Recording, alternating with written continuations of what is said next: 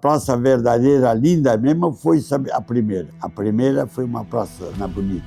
Simples e Sabina Bonita. A única coisa que sobrou ali foi a plantação, aquelas duas árvores ali, a figueira, plantaram na pequenininha. Eu tenho fotos dela na pequenininha.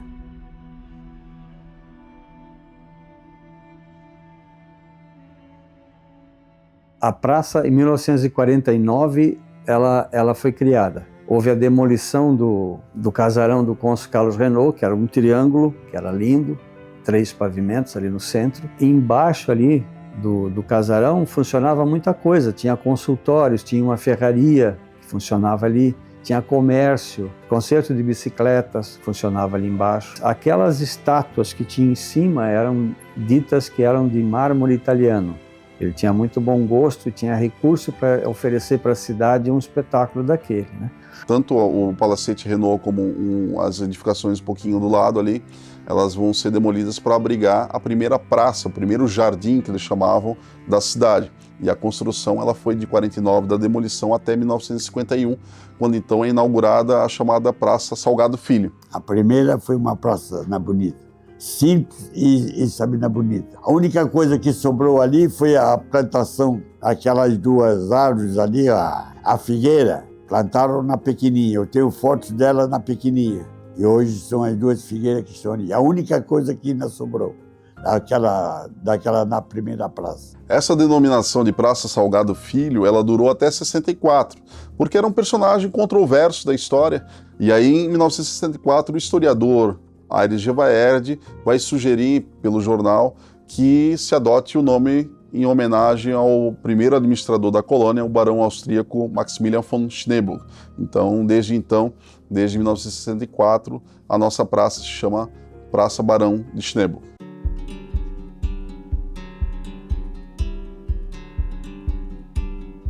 Foi, pelo menos na minha época, para fotografar, foi a praça. A praça com a Igreja Matriz Velha.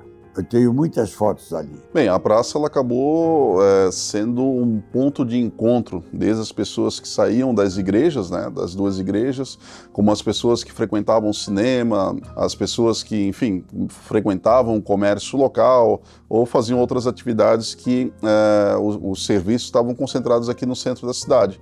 A gente tem que lembrar que na década de 60, os bairros de Brusque eles eram praticamente rurais, né? Não tinha ainda calçamento, enfim, obras de infraestrutura básica. Né? Hoje a gente pode pensar numa Brusque policêntrica, né? A gente tem um centro na Águas Claras, no Dom Joaquim, na Santa Terezinha, na Santa Rita. Nós temos vários centros, mas na Brusque da década de 60 nós tínhamos apenas um centro, né? Esse centro que é chamado até hoje de centro, mas é uma praça central apenas. Foi a primeira praça a ser inaugurada, essa Praça Barão de Schneeburg, e é a partir daquela estátua do cônsul Carlos Renault, em homenagem a esse grande industrial brusquense, que se reunia ali a partir da década de 70 o pessoal que chamava da Pedra, que era o pessoal que ficava sentado ali aos pés da estátua, e é o pessoal que de repente ligado ali ao movimento hippie, o pessoal um pouco diferente, como o pessoal falava na época, que é o pessoal do cogumelo atômico, né, que vai ter uma corrente cultural muito forte, isso vai se expandir para o Brasil inteiro. Bem, a praça e o entorno dela passaram por várias modificações, né, desde mudança no sentido do trânsito ali na Avenida Cônsul Carlos Renault, que até a década de 90, até 2010, né, até 2010 praticamente o trânsito ele fluía no sentido do Centro 2, a partir da 2010 tem o trânsito fluindo em direção ao centro da cidade. Nos fundos da praça a gente tinha uma rua que depois na década de 60 ela foi emendada ali a praça com as casas comerciais que tem ali hoje, né? Então ficou tudo um calçadão. A gente tem também a modificação no entorno ali com relação aos próprios comércios, né? A própria Igreja Católica, ela termina de ser construída e é inaugurada a partir da década de 60. E eu me lembro que eu trabalhava na Associação Artístico-Cultural em 1988 e depois, nesse período de 88, a praça foi alongada ela teve uma extensão para frente na direção da Rui Barbosa e ali foi implantado um chafariz. Esse chafariz dava um efeito muito bacana. Eu lembro que era na gestão do Celso Bonatelli que ele foi implantado. Depois, de novo, encurtaram a praça, tiraram o chafariz, fecharam aquela rua e ela ganhou espaço para trás e não para o bico. E a principal transformação foi a retirada da vegetação, né? Que enfeiou muito a praça.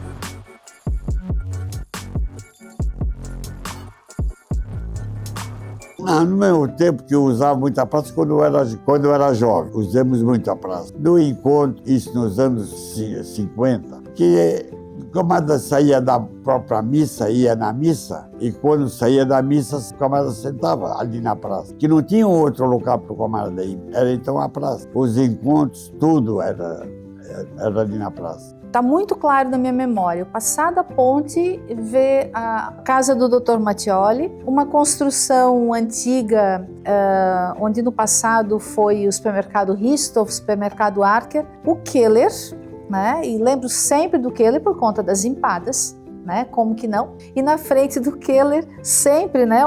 Eles depositavam em bombonas, sempre tudo muito organizado, as cascas de palmito, para o lixo passar e recolher, né? Palmito, que era uma das matérias-primas para as famosas empadas do Keller. A Casa São José, que hoje temos a Galeria São José, e do lado oposto, sim, a praça, né? Eu, no meu período, anos 70, anos 80, eu não frequentava a praça, mas era o point dos jovens, na parte de baixo, onde ficava a estátua do cônsul Carlos Renault. Hoje ela fica na ponta da praça, né? Mas naquela época, nos 70, 80, ficava mais no centro da praça. E ali ao redor era o point dos jovens, eu tenho uma irmã mais velha, ali era o lugar dos jovens, assim. Então, ficou bem da minha memória essa configuração. E sim, depois o Platz, nos anos 80, né, tinha uma lanchonete ali, era também um point, era bastante frequentado. E sim, ela mudou muito desde 51, quando ela foi inaugurada, né? Ali era lugar de varal literário, de feiras de artesanato, era muito bacana. E hoje em dia, como é que se faz um varal literário? Não tem duas árvores para ligar um fio, né? Então mudou tudo, cara, mudou tudo. Não existe mais a banca de jornal, que teve ali até final eu acho que década de 2010, ainda tinha a banquinha de jornal, não tem mais. Aquela banca que o balcão era em cima da calçada e só ficava dentro dela quem atendia, o público. A tradicional banca de latão, né, que a gente conheceu nas outras cidades. E sumiu também aquilo ali. Teve outros espaços que foram criados ali, foi uma coisa que nunca mudou, ou quer dizer, não que nunca mudou, só trocou de lado, foi o ponto de táxi.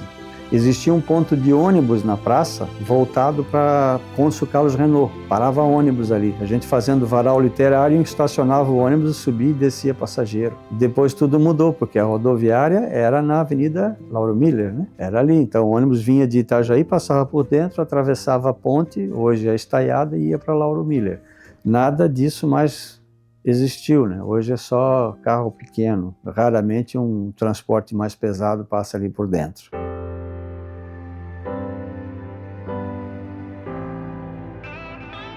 Então, eu lembro assim, que essa praça, desde muito pequena, assim, eu já frequentava ela com os meus pais, né, com meu pai, com a minha mãe, com meu irmão, né, a gente vinha sempre aos domingos, porque no domingo a gente vinha para a igreja, como a gente é luterano, né, a gente vinha para a igreja, participávamos da escola dominical, que é a escola para crianças, e quando a gente saía da praça, a nossa alegria era chegar aqui e encontrar a banquinha, né, de jornal que tinha na época, que era feita assim, tipo esses carros de food truck que tem hoje, né? Então a gente ganhava as figurinhas para preencher os álbuns, né? Porque era álbum de Barbie, de personagens, né? Então a gente ganhava essas figurinhas e a alegria era sentar aqui nos banquinhos da praça com o pai, aí encontrava os coleguinhas, trocava figurinha, né? A gente passava assim a manhã de domingo aqui na praça, né? Então era o pipoqueiro vendendo pipoquinha, né? E depois, com o passar do tempo, essa banca foi construída de concreto, né? Então, por muitos anos ainda tinha banca aqui, agora não tem mais, né? Então, são lembranças que ficam na gente, assim, tinha um chafariz na ponta da praça, então a gente gostava de ir lá ver o chafariz, trocava de cor, né? Então, isso tudo era atrativos pra gente, assim, coisas que a gente se recorda da infância, né? Eram coisas simples, mas que pra gente dizia muito, né? A praça vai passar por várias modificações e ela é um espaço icônico para nós, porque a partir da praça ou na praça que a gente tem registros fotográficos de momentos icônicos na cidade, alguns momentos também trágicos, como a enchente de 1961, a enchente de 84, né? A gente tem esses registros que acabam nos trazendo lembranças de momentos não tão bons assim, né? Porque para a água chegar até a praça, a gente conhecendo hoje, a gente sabe que ela inundou o restante da cidade, até que a gente chega na última modificação, na última revitalização da praça que ocorreu em 2019. Voltaram as árvores com bastante peso, né? O concreto tá bem presente ali, e aí a partir daí a gente tem ela inalterada por enquanto.